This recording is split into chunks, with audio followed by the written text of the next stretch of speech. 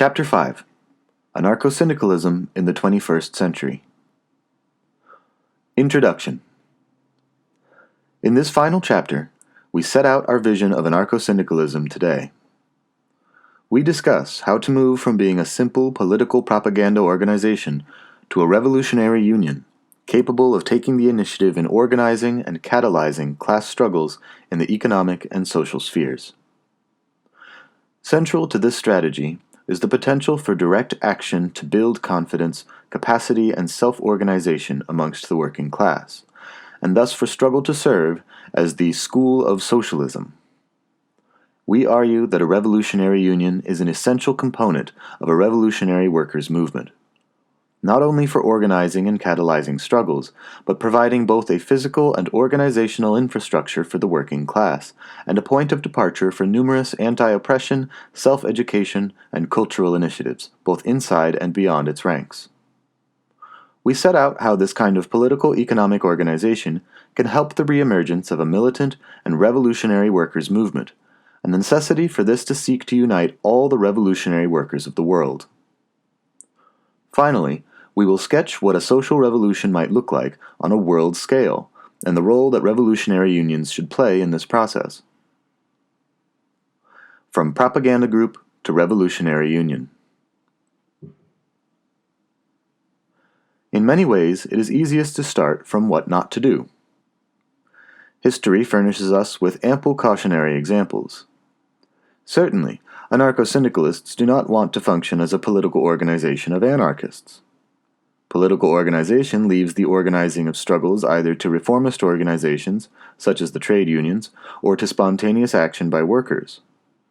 If we leave it to reformist unions or other organizations, the methods they will use will be representative, disempowering ones. This short-circuits the power of direct action to serve not just as a means to achieve results, but a school of social change. The main thing we learn from struggles organized along reformist lines is how to be marched out on strike and back in again, feeling thoroughly demoralized when union leaders snatch defeat from the jaws of victory. We certainly don't experience self-organization, control of our own struggles, and the confidence and exhilaration of forcing concessions directly through collective action. On the other hand, we reject the idea that the conditions created by capitalism will spontaneously lead to workers' resistance. Conditions may shape struggle, they do not guarantee it. For us, the key determinant in workers' resistance is organization. The greater the organization, the more resistance, the greater the chance of success. It is notable that when council communists like Panakoic, for whom, quote, organization springs up spontaneously, immediately, championed workers, quote-unquote, spontaneously organizing strike committees in Germany and elsewhere, they did so from the base of highly organized union shops. So when the union bureaucracy didn't back their actions, they were in a position to launch wildcat strikes, form strike committees, and so on.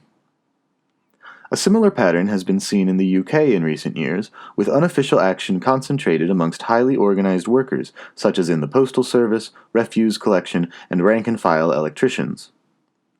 In the absence of such organization, and even many unionized workplaces are not organized as we set out in Chapter 1, capitalist offensives far more often result in resignation, demoralization, and defeat, as has overwhelmingly been the case in Britain since the neoliberal counter-offensive from the 1980s.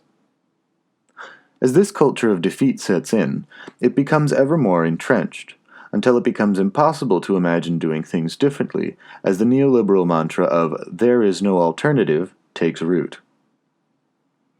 So we can neither leave the organization of class conflicts in the hands of reformists, nor wait for struggles to emerge spontaneously.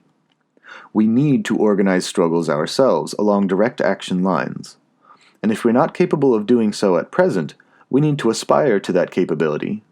We need to move from being a political propaganda group to being a revolutionary union. The Solidarity Federation describes itself as a revolutionary union initiative to signify this intent.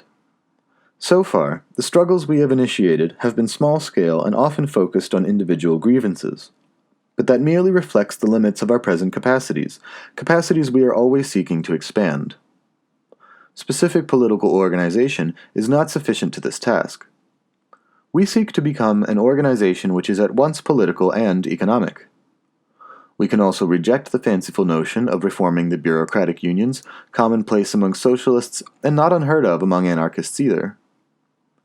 Bureaucratization is a one-way process. Or rather, while it could theoretically be reversed by a strong enough rank-and-file movement, it would be a misdirection of energy to pursue union reform at the expense of direct action, a mistake that helped co-opt British syndicalism as we saw in Chapter 2. Whatever energy and self-organization it would take to dislodge entrenched bureaucracies, backed by the state, would be far better spent organizing struggles directly and regrouping workers into organizations based on the principles we espouse, revolutionary unions. This does not mean we should tear up our trade union cards, but rather abandon any pretensions to reforming the existing union structures, and regardless of trade union membership, seek to pursue an anarcho-syndicalist strategy. An argument commonly raised against revolutionary unionism is the numbers game. Unions, it is said, are mass organizations, quote-unquote, which far exceed the scale of what it's possible to organize along revolutionary lines. Thus, we are told, you can be revolutionary, or you can be a union, but never the twain shall meet. This gives rise to a reformist argument masquerading as quote-unquote pragmatism, that we must drop our ideological opposition to reformist methods, works councils, full-time officials, representative functions, state funds, compliance with the law, and so on, in order to grow into such a mass organization. This may be the way to quote-unquote build, but build what? We have no interest in building new bureaucracies, which is the surefire result of building a union on anything other than clear anti-capitalist and anti-state principles. In the quote-unquote post-political neoliberal world, we should be wary of anyone denying ideological motivations. The denial itself is the surest sign of ideology. Reformist ideology always presents itself as post-ideological quote-unquote pragmatism, as if this somehow makes its embrace of class collaboration any less ideological. Sure, revolutionary unionists are starting out as a tiny minority of the working class. That doesn't mean we can't organize class conflicts beyond our limited numbers, and win workers over to revolutionary unionism through the victories we win in the school of struggle. In any event, a closer look at the trade unions should dispel the simplistic notion that they are mass organizations in any meaningful way. It is true that in this country, the trade unions together maintain a membership numbering millions, with several of the largest topping 1 million members each. But what does this mean in practice? On a day-to-day basis, the union is run by a bureaucracy of paid officials and a minority of lay reps. These reps, shop stewards, health and safety reps, and so on, are often the most militant workers in their workplaces. It's not at all uncommon that less militant workplaces don't even have a rep or regular members' meetings. When members' meetings are held, and we sometimes encounter opposition from the bureaucracy to doing even this, typically only a tiny minority of the paper membership attends. This only changes in the course of a big dispute, when meetings may swell to most or all of the membership, and new members may even sign up to participate. So in practice, in the workplace, the trade unions are organizations of worker activists which, in the course of disputes, organize mass meetings of the workforce. The strategy we are setting out merely recognizes this reality of what a union is.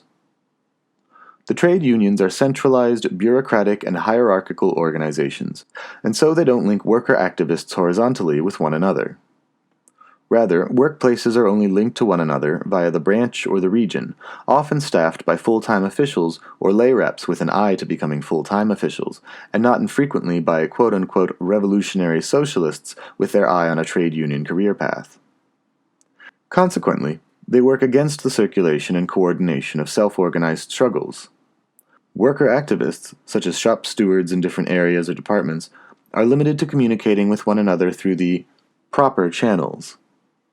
This gives the union apparatus the chance to mediate, diffuse, and control the rank and file should they get any ideas above their station, such as carrying on a strike which has been called off by head office despite strong rank and file support, a fairly frequent occurrence in recent British industrial relations. This leads many on the left to advocate some form of rank and fileism, i.e. a networking of rank and file activists independently of the union structure. Our predecessor, the direct action movement, was involved in such rank-and-file networks, but came to the conclusion that the very nature of these groups, and the politics of those who have tried to organize them, has meant that they were doomed to failure. Since World War II, we have seen various political groups try to set up rank-and-file networks, from those set up by the Communist Party, CP, in the 1950s and 1960s, such as Flashlight and the Building Workers' Charter, through to the SWP-dominated rank-and-files of the 1970s, and, of course, the Militant Tendency, now Socialist Party, dominated broad lefts.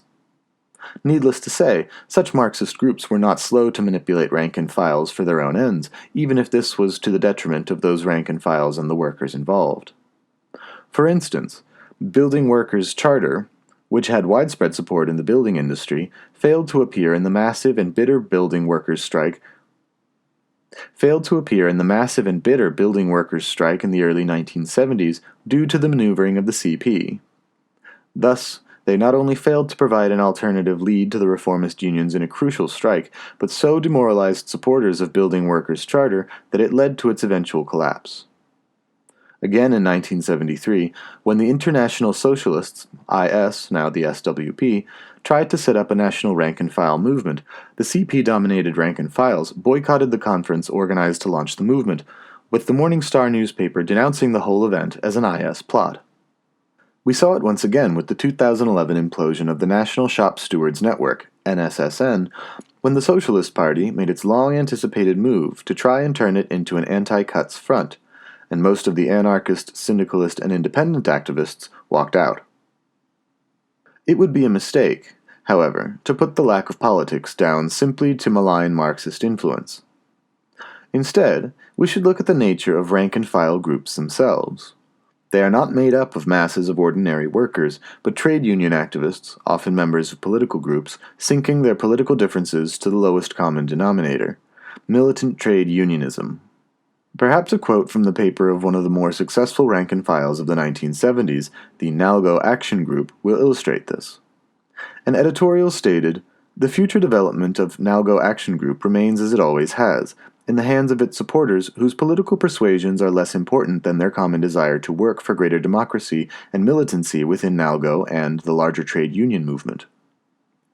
Here, the problems are similar to those of neutral syndicalism. The result is not the desired horizontal networking of workplace activists, but lowest common denominator trade unionism. This means many well-meaning militants and revolutionaries end up being foot soldiers for leftist agendas, such as reforming the union or party political adventures. This was certainly the experience of DAM. This is not to say rank-and-file initiatives cannot also be a vehicle for workers to begin to take struggles into their own hands. The recent victories for the Sparks electricians are a clear example of this potential, notably organizing around a specific grievance, pay cuts, rather than a union reform agenda. But for anarcho-syndicalists, rank-and-fileism, much like trade unionism as a whole, is no substitute for revolutionary unionism. So while it is always necessary to organize with as many workers as possible on a class basis, the unions we seek to build cannot afford to water down their principles to the lowest common denominator. Nor should we content ourselves with tailgating the struggles organized by the mainstream unions, which, under neoliberalism, normally means defeat sold as victory. Rather, we should be seeking to build a revolutionary workers' organization based on clear anti-capitalist and anti-state principles, which can take the initiative in organizing struggles.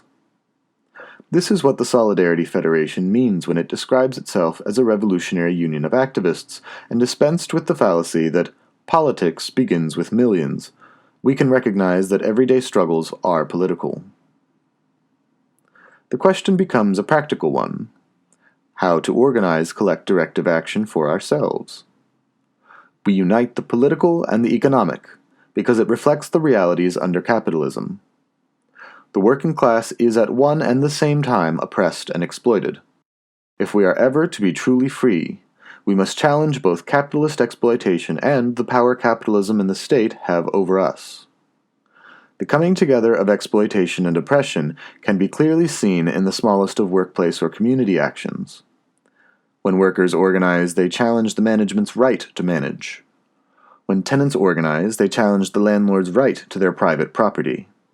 It matters little whether this takes the form of a fight for increased wages or reduced rents, or a fight to resist attempts to impose new working or residency conditions. In fighting one, we fight the other.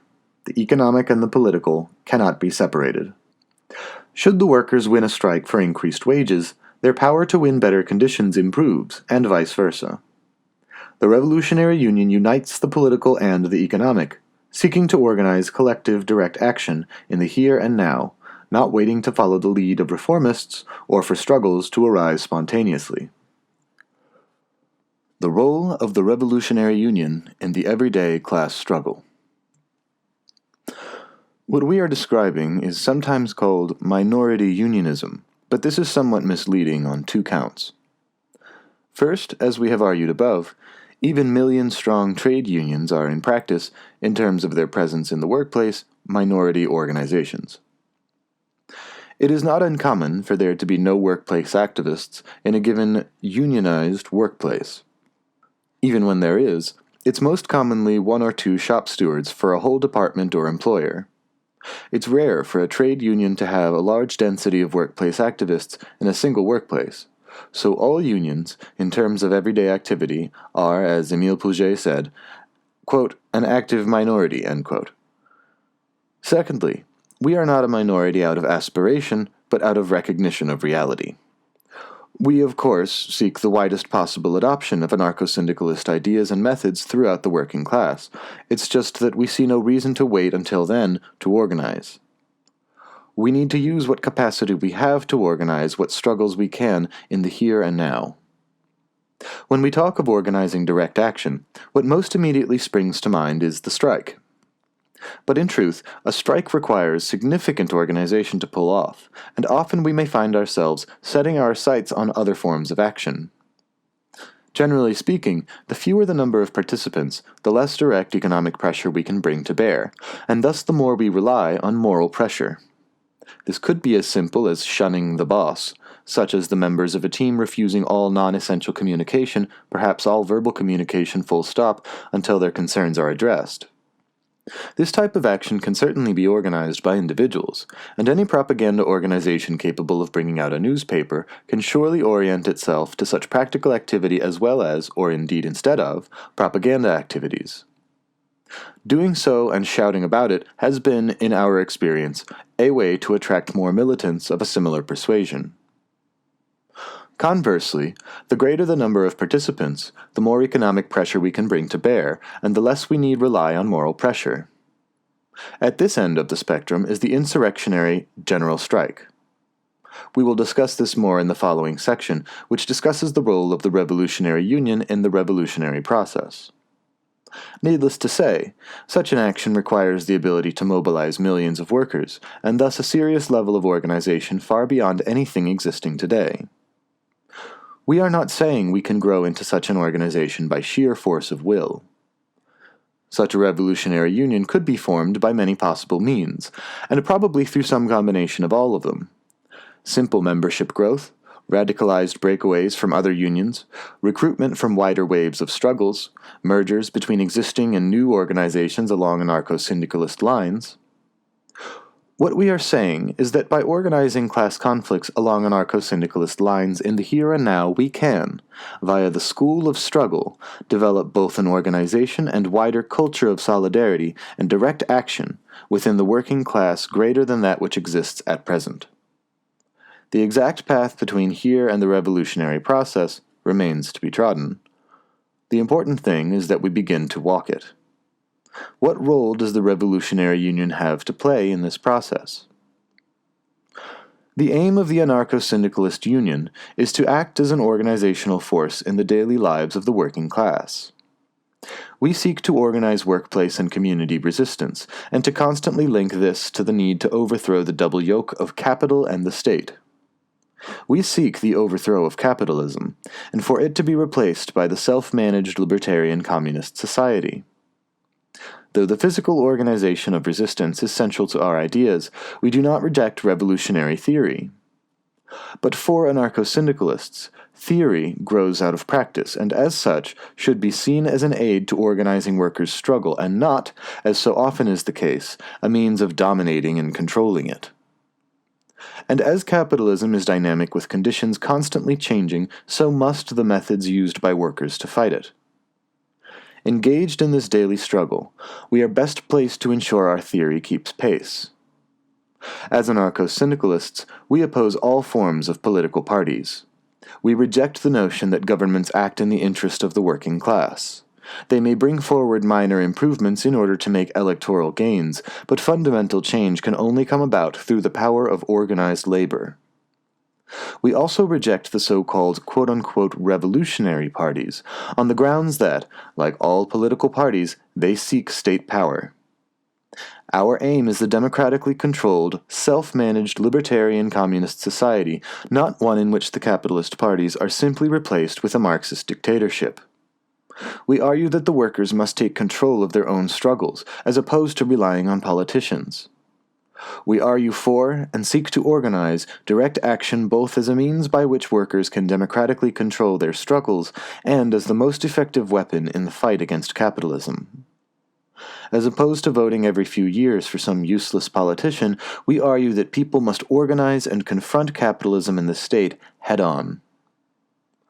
For anarcho-syndicalists, direct action is much more than a tactic to be employed against capitalism. Through the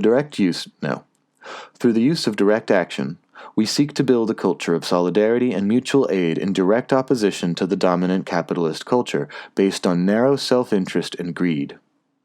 Through direct action, the working class can develop the skills, confidence, and understanding of the nature of society needed to administer the future libertarian society. Direct action doesn't just meet our immediate demands, but frees us from the stultifying reliance on political leaders and the state. Through direct action, the working class can forge the bonds of solidarity that will form the ethos that will underpin the future libertarian communist society. Through direct action, workers can begin to build the foundations of the future libertarian communist society now. The aim of anarcho-syndicalism is to build militant workers' organization, but from a clear revolutionary perspective.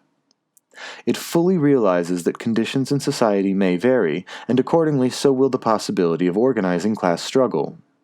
But no matter what the conditions, anarcho-syndicalists argue that militant workers' organization cannot be achieved by a political group organizing outside the workplace. Organization in the workplace will have to be built by the revolutionary union that involves itself in the day-to-day struggle of workers. But the aim of anarcho-syndicalism is not to enroll every worker into the revolutionary union, but rather to organize mass meetings at which the union argues for militant action. Quote-unquote mass does not necessarily mean massive. If a team consists of 5 people, then a meeting of 4 is a mass meeting. Obviously, at the other end of the spectrum, these could include hundreds of workers. But such large meetings can stifle opportunities to participate, and so splitting into smaller meetings, coordinated by a delegate council, may be more appropriate. The precise forms employed by the Revolutionary Union are dictated by the needs of the struggle, and not by theory. And the Revolutionary Union does not limit itself to the workplace. Class struggle also takes place against landlords, property developers, the benefits regime, letting agencies, temp agencies, the tax authorities, the prison regime, and other representatives of capital and state. But neither should the anarcho-syndicalist union be seen as a monolithic organization that seeks to organize every aspect of human activity. Our aim is to build a revolutionary culture within the working class that will form the basis of the future libertarian communist society. And this revolutionary culture will be as rich and as diverse as humanity itself. It will comprise of countless groups and interests, formal and informal, that will operate both in and outside of the Union. The role of the Union is to bring this diversity together on the basis of class in opposition to capitalism and the state. At the heart of the anarcho-syndicalist union is the local, which aims to be at the center of community and workplace struggle in the surrounding area. But the role of the local goes beyond that. It provides the physical space where a diverse range of groups, such as oppressed, cultural, and education groups, can organize. The local acts as the social, political, and economic center for working-class struggle in a given area. It is the physical embodiment of our beliefs and methods, the means by which workers become anarcho-syndicalist, not just on the basis of ideas, but activity. The local aims to be a hive of working-class self-activity in the area, inside and outside the union, a catalyst for workers' self-activity, an infrastructure and tool of struggle for the working class. It's a base not only to organize against capital and state, but for all sorts of marginalized and oppressed groups to organize. If we're serious about prefiguring a libertarian communist society, we must challenge patriarchy, racism, and bigotry of all forms within society and, when necessary, within our own ranks too. So long as we don't have our own premises, we can use drop-in sessions in whatever venues are available. We can use picket lines or hold regular stalls to discuss organizing with workers. And out of these, we're likely to find fights to pick with capital and the state. In the early days, these fights are likely to be small, attempts to collectivize individual grievances. We can only bite off what we can chew. But by taking on instances of wage theft, stolen deposits, and the other everyday little attacks, we can both win concrete demands but also start to build a culture of direct action, and normalize the idea of standing up for our interests, of fighting for ourselves. Casualization is often said to be a new phenomenon, which undermines the possibility of organized labor. But this is only partly true. Short-term contracts and temp jobs will mean building up a permanent organization on the job will likely prove difficult to impossible. But this simply calls for different tactics and forms of struggle, in which the local can play a central role. The local is the place for casual workers to meet, discuss, and develop tactics adequate to their conditions. Remember the casual workers who formed the militant backbone of the early French CGT, and recall the IWW's itinerant agitator organizers with branches in their satchels. Capital will always seek to break down our areas of strength, but this only forces us to develop new tactics. If we are lucky, we can turn our weaknesses into strengths. Workers may move between jobs too frequently to build up lasting collective organization on the job, but they'll often remain in the same sector. So, for instance, restaurant workers belonging to a local could share ideas and knowledge about employers and draw on the local to organize pickets to enforce demands. The flip side to casualization is, if you're not going to be in the job long anyway, the threat of losing your job for standing up for yourself is much reduced. For those in more permanent positions, building up solid workplace organization which could resist victimization would likely be a better approach. The typical vanguardist position is that consciousness precedes action. This is, after all, why the vanguard party, bearer of quote-unquote revolutionary consciousness, must lead the working class.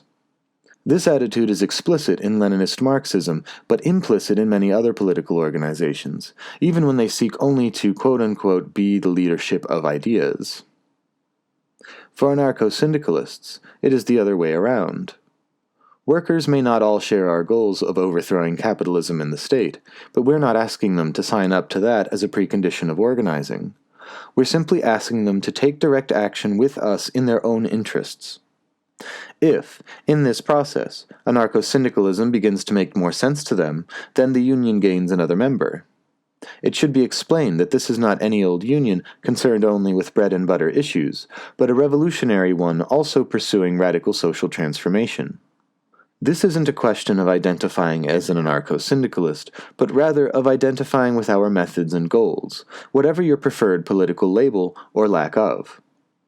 It doesn't do us any good to be recruiting workers who don't share our aims and methods, nor does it do workers any good to be joining a union whose aims and methods they don't share. But we should not be afraid to actively recruit through activity either, as this is the only way to expand beyond the existing pool of politicized militants. Revolutionary union activity can expand the pool. Workplace organizations may be militant, but that does not automatically make them revolutionary. We cannot just limit ourselves to organizing workplace meetings, and hoping they will, as if by magic, gain a revolutionary perspective. Many a militant struggle has demanded union recognition, won it, and then settled down into the normal routine of mediated industrial relations. Our aim is to organize militancy as a stepping stone to revolutionary thinking. The revolutionary union can play a catalytic role in creating such a culture of solidarity and direct action amongst the working class, recruiting those who share our aims and goals into our ranks. As well as raising issues and, where possible, organizing action, we should be putting out regular propaganda, attempting to organize workplace meetings, and generally attempting to draw people into SF. In the long term, the aim would be to increase the organization to the point where workplace meetings will slowly transform from being simply militant or primarily economic meetings to being meetings of revolutionary workers. In effect, the workplace meeting would become the foundation of the anarcho-syndicalist union branch in a given workplace. A similar process can take place in the local area through the local, which is especially important for casual, unemployed, domestic, or retired workers. We sometimes hear the argument that, by negotiating within capitalism, we risk becoming part of it. But this does not stand the reality test. This is to equate negotiation with class collaboration. But as every demand short of revolution is a negotiation, this approach would in effect brand every organization that did not demand revolution in every situation as reformist. This is nonsense and pure posturing. Negotiations are simply meetings between workers and the enemy, whether management, the letting agent, or whoever. The factor that determines the nature of negotiations is who is doing the negotiating. Our approach to negotiations is to see them as part of class struggle. Negotiations should be done en masse, or by delegates mandated by all the workers taking action. The Revolutionary Union does not negotiate on behalf of workers. Workers negotiate for themselves, but we don't shy away from being delegated. We don't seek negotiations looking for a just or fair result, but rather to demand as much as possible in any given circumstance. If an action has management on the run, then we did not limit ourselves to the original demand, but rather we seek to press home our advantage and make as many gains as possible. Revolutionary practice consists of the relationship between means and ends. It is the use of direct action to win immediate demands in such a way that builds the confidence, solidarity, and culture needed for further struggles, and ultimately, revolution itself. Revolution is a matter of deeds, not words, in our everyday struggles as well as the future upheaval. It has to be understood that direct action is economic war carried out at a distance. As such, it is always hard to assess what effect a dispute is having on the other side. The only time that two sides come together is during negotiations. One of the primary aims of negotiations, therefore, is for one side to try to assess what effect the action is having on the other, while attempting to conceal any weaknesses of their own. Should it become clear that the effect of the action is having a greater effect than first thought, then obviously the demands made should increase. The anarcho-syndicalist goes into negotiations as a mandated delegate. But only an idiot would not ask for more if it becomes apparent that management are on the run. Negotiations also have a further role in that they can be used as part of the process of demoralizing management. The anarcho-syndicalist union engages in class war, and as in any war, morale or alternately demoralization plays an important role in the battle. The anarcho-syndicalist union seeks to instill in management a sense of fear, hatred, and bewilderment. We want to get to a point where they're tearing their hair out at our unreasonable demands and are desperate to make it stop. On this note, one of our members was once involved in an action which forced the manager to go and buy everyone ice creams on a hot day. When the manager relented and offered to pay for ice creams, they insisted he went to buy them in person. This is the kind of quote-unquote unreasonable and demoralizing power we seek to have over management. And needless to say, ice cream does not equal reformism. The anarcho-syndicalist approach is to pick fights we can win, and use these victories to attract more workers into our orbit, and to demonstrate the validity of our anti-capitalist and anti-state approach. It is true that most workers don't share our perspective at the present time. But this is not a fixed fact, but dependent on numerous variables, some of which we can control and others which we cannot. In practice, we have found that at least some of our fellow workers are open to our revolutionary ideas and methods, whereas reformism is most often punished by politicos convinced that quote-unquote ideology puts off quote-unquote the workers, Remember the Trentistas. And we should add, the distance between disillusionment in your job and party politics, attitudes which are widespread, and a revolutionary perspective is not as great as many specialists in quote-unquote revolutionary theory like to insist. Many of us have traversed it, and there's nothing special about us. Being against capitalism and the state in the abstract doesn't make much sense. But when it's expressed through direct action, asserting our independence from those we struggle against, it's almost common sense. Through the process of struggle, we are confident our perspective will come to appear more and more self-evident, even as it evolves through these experiences. For example, it is often difficult to conduct anything resembling direct action in the streets these days without coming into conflict with the police. Marching without prior permission, or leaving the route of a march, or sometimes for no apparent reason at all, is likely to attract police repression. Police repression vindicates our anti-state perspective. Many of our newest members have been politicized by the baton in the recent struggles over tuition fees and austerity. But the police are in a bind. If they don't respond with repression, then we're free to organize direct action, such as picketing temp agencies and organizing economic or communications blockades. When these tactics get the goods, they vindicate our anti-capitalist direct action ethos. If our understanding of the nature of society is broadly correct, then struggles should expose the fault lines between the working class on the one side and capital and the state on the other. Through waging the everyday class war, anarcho-syndicalist ideas can become a working class common sense. Deposit stolen, picket, occupy, and blockade the bastards. Problems at work? Get some workmates together and get organized. SF members in the same industry also form industrial networks. At present, these are small and function mostly as email lists for discussion and the production of propaganda. Unlike locals, networks are geographically dispersed and so lack the immediacy of face-to-face organization, and are thus limited in what they can do, for now at least, with most practical activity being carried out through locals. But as we grow, there is the potential to form industrial locals, as well as workplace branches of SF, which, linked together through the industrial networks, will form embryonic revolutionary industrial unions. We, of course, do not mean industrial in the sense of smokestacks, but in the sense of one workplace, one union. So, for instance, on a university campus, porters, cleaners, teaching assistants, and academic staff, assuming they were not bosses of some sort, would form a workplace branch, which in turn would form part of the education workers network. For us, this is still in its early stages. For our sister sections in Spain and Italy, workplace branches and industrial unions are far more advanced. British conditions, particularly with regard to trade union legalization, are somewhat different. But that only impacts the details, not the broad thrust of what we're trying to do. As we are presently a tiny minority of the working class, we will need to organize beyond our membership.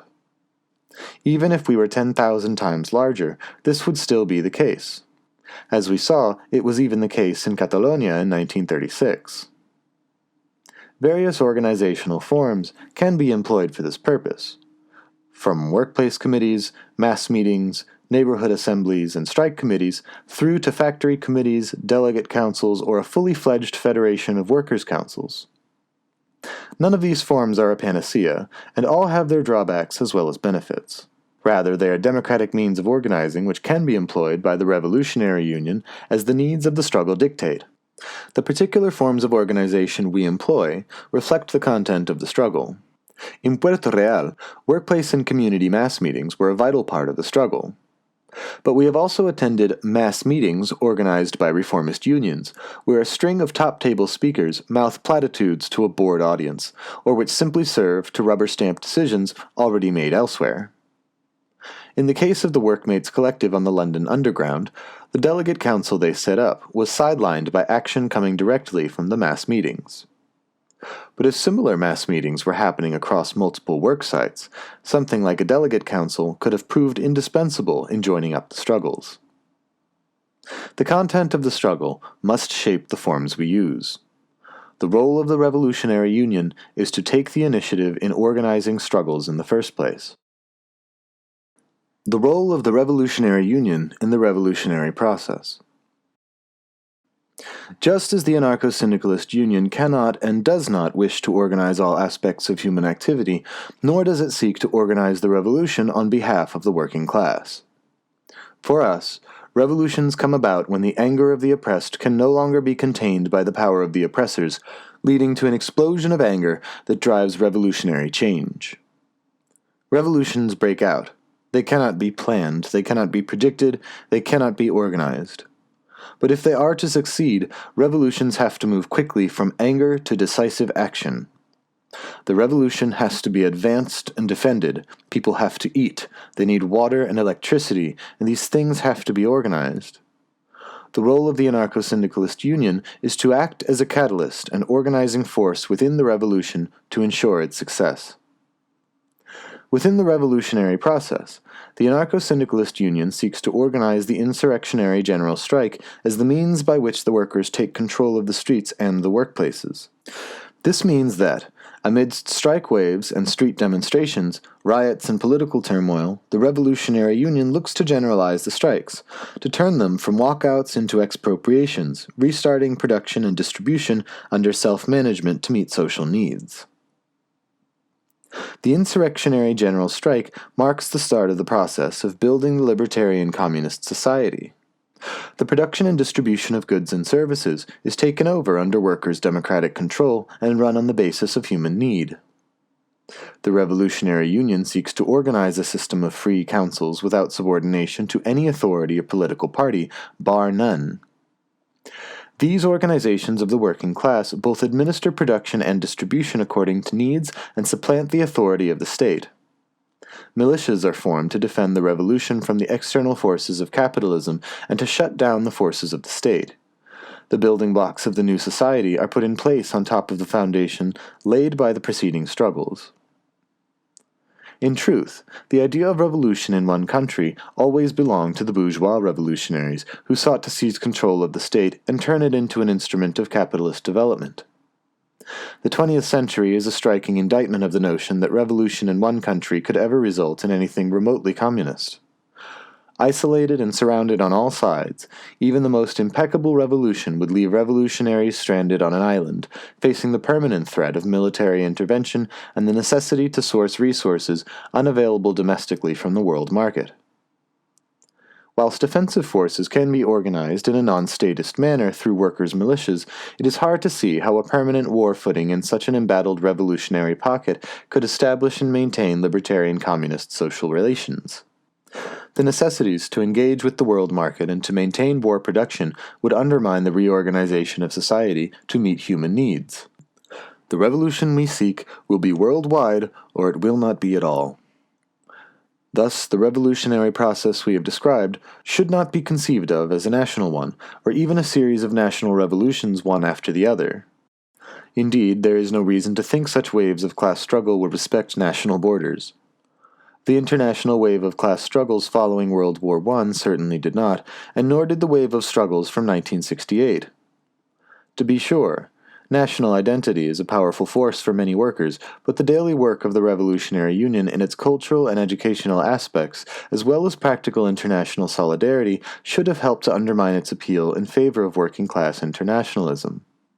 As Rudolf Rocker wrote of the First International, it, quote, became the great schoolmistress of the socialist labor movement, and confronted the capitalist world with the world of international labor, which was being ever more firmly welded together in the bonds of proletarian solidarity. Language, too, is a material barrier to the international circulation of struggles. A true revolutionary international could only assist in this process of circulation and coordination. Here, too, there is much work to be done. The IWA is mainly centered in Europe and South America. Many of our sections, including ourselves, are not, yet, functioning unions. We hope this text can help in the movement from propaganda groups towards revolutionary unions across the international. But even then, there is still work to do. It is now impossible to conceive of the kind of worldwide revolutionary wave we are discussing without the working-class populations of China, India, Bangladesh, Vietnam, and countless other countries playing a prominent part. Conditions for organizing in many of these places are hostile to say the least. But yet they have seen massive waves of autonomous struggles outside the control of the official unions, which dwarf the struggles in Europe in recent years. If we are serious that, quote, all the revolutionary workers of the world must build a real international association of workers, we must find ways to open a dialogue with such groups. It is difficult to know where to start. This is a profoundly practical question beyond the scope of this text. It will require much discussion and trial and error to move towards an answer. We raise it here simply to acknowledge the scale of the task we have set for ourselves. Perhaps this process could begin with making anarcho-syndicalist materials available in Mandarin, Cantonese, Hindi, Arabic, Farsi, and by seeking to initiate a dialogue around revolutionary unionist practices, translating any correspondence that results back into European tongues. Perhaps we could seek out and build contacts in parts of the world where the IWA lacks a presence, then seek to turn contacts into sections, small sections from propaganda groups into unions, and for union sections to begin to weave a culture of direct action into the daily life of the working class. Perhaps there are already radical workers' groupings operating along similar lines, and we are simply unaware of each other's existence. Such working-class internationalism represents a practical task of vital importance to the prospects of any global revolutionary wave that sweeps away capital and states to instantiate libertarian communism. However a global revolutionary wave starts, somewhere goes first. Some factory or office or infrastructure is the first to be taken over. The drive for this is likely to be material necessity. People need to eat. People need electricity. People need water. If the revolutionary wave isn't sparked by an economic crisis, it's sure to provoke one.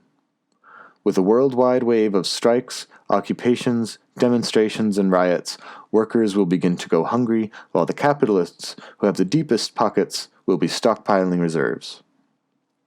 Thus, within this process, the Revolutionary Union seeks to generalize the strike wave across industries, localities, and national borders. And as it generalizes, it seeks to organize for the strikes to become occupations, to expropriate the expropriators and seize back social production for human needs.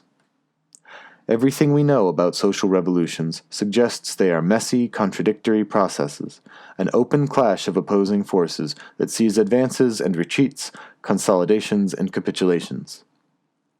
They proceed unevenly in fits and starts, ebbs and flows, and all the more so when we're not talking about the overthrow of one state but 200 or more. The rupture with capitalism is likely to follow this pattern, developing unevenly, with revolutionary surges battling counter-revolutionary inertia and attempts to restore the sanctity of private property. Some of these clashes are likely to be armed. However, revolution is not principally a military question, but a social one. Stripped of their capital by workplace occupations, and stripped of their states by the beating back of the police and mutinies amongst the troops when ordered to fire on their own, the ruling class will represent a much diminished force.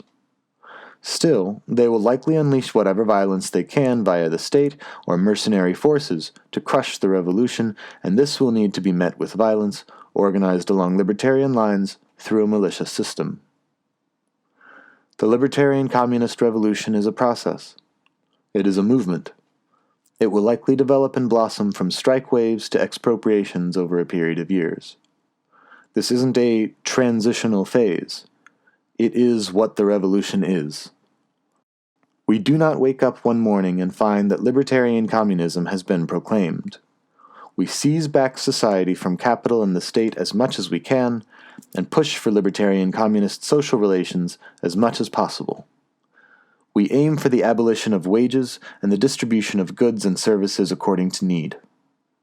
We aim for the abolition of all state power and the destruction of all social hierarchies, whether based on gender, color, or anything else. Through direct action in our daily struggles, the working class forges the bonds of solidarity and forms the ethos that will underpin the future libertarian communist society. The foundations will have been laid by the preceding struggles. The idea of revolution as a glorious day was born on the threshold of the Bastille and embellished with the Bolshevik mythologizing of the storming of the Winter Palace. We must let it go. Any global revolution will have its dramatic days, but the idea of revolution as an instantaneous transition belongs to those who wish to seize power in a single state.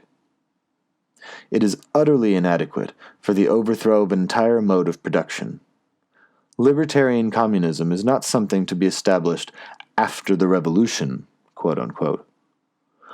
The revolutionary process is the process of creating libertarian communism, a process which is likely to build in rising waves rather than be achieved on a single glorious day.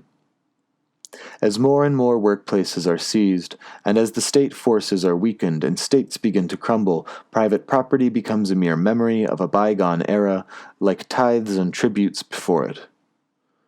Expropriated workplaces do not relate to each other as isolated enterprises trading in a market.